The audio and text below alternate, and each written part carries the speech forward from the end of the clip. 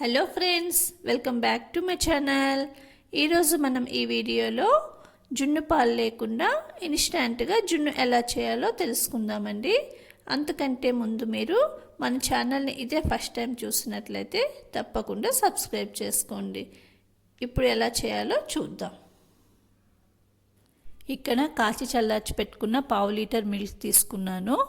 అలానే 3/4 కప్ బెల్లం పొడి, 1 టేబుల్ స్పూన్ మిరియాల పొడి, 1/2 table spoon elaichi powder, 2 eggs.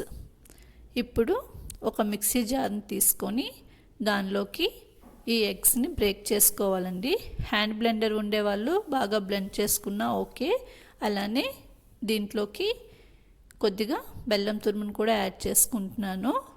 అలానే కొద్దిగా మిల్క్ని కూడా యాడ్ చేసుకుంటున్నాను. దీన్ని ఇప్పుడు మిక్సీ చేసుకోవాలండి.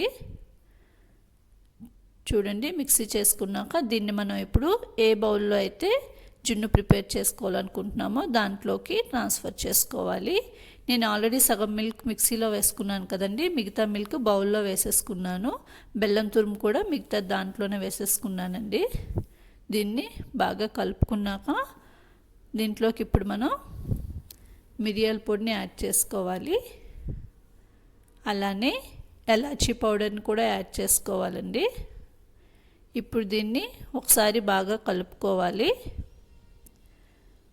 బాగా కలుపుకున్నాక దీనిపై మూత పెట్టుకోవాలండి. మనం జున్ను ప్రిపేర్ చేసేటప్పుడు బౌల్ అనేది కొంచెం లోతుగా ఉండి పెద్దగా ఉంటే మంచిది. సో ఇప్పుడు ఒక ఇడ్లీ పాత్రని స్టవ్ పై పెట్టుకొని దాంట్లో పెద్ద గ్లాస్తో 1.5 గ్లాస్ వరకు వాటర్ వేసుకోవాలి. దాంట్లోపల ఒక మందపాటి గిన్నె కానీ లేదంటే ఒక స్టాండ్ కానీ పెట్టుకోవాలి. ఇప్పుడు మనం జున్ను బౌల్ని దీనిపై పెట్టుకొని మూత పెట్టుకోవాలండి. ఇప్పుడు మనం దీన్ని ఒక 10 మినిట్స్ వరకు ఫస్ట్ లో ఫ్లేమ్లో పెట్టుకోవాలి. నెక్స్ట్ 10 మినిట్స్ మీడియం ఫ్లేమ్లో పెట్టుకొని ఉడికించుకోవాలండి. ఇప్పుడు మనకి జున్ను ఉడికిందో లేదో తెలుసుకోవాలంటే ఒక ఫోర్క్ తీసుకొని దాంట్లోపల గుచ్చితే మనకి ఫోర్క్ ఏమీ అంటకూడదండి. చూడండి, ఇక్కడ మనకి ఫోర్క్ ఏమీ అంటట్లేదు, అంటే జున్ను బాగా ఉడికినట్లండి. చూడండి, ఏమీ లేదంటే బాగా ఉడికింది. సో ఇప్పుడు మనం దీన్ని బాగా చల్లారనియాలి. ఫ్రిడ్జ్లో పెట్టుకొని తీసుకొని సర్వ్ చేసుకుంటే చాలా టేస్టీగా ఉంటుందండి. చూడండి, నేను ఇక్కడ సర్వింగ్ బౌల్లోకి తీసుకుంటున్నాను.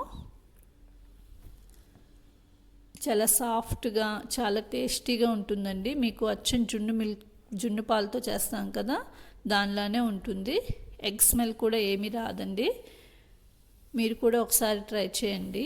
మనకి ఎప్పుడైనా జున్ను తినాలనిపిస్తే ఇన్స్టెంట్గా ఇట్లా చేసుకోవచ్చు. చాలా సింపుల్. మీరు కూడా ట్రై చేసి ఎట్లా వచ్చిందో నా కామెంట్ సెక్షన్లో తెలియచేయండి. అలానే మీకు ఈ వీడియో నచ్చినట్లయితే తప్పకుండా షేర్ చేయండి. అంతే friends, thank you for watching. Bye bye.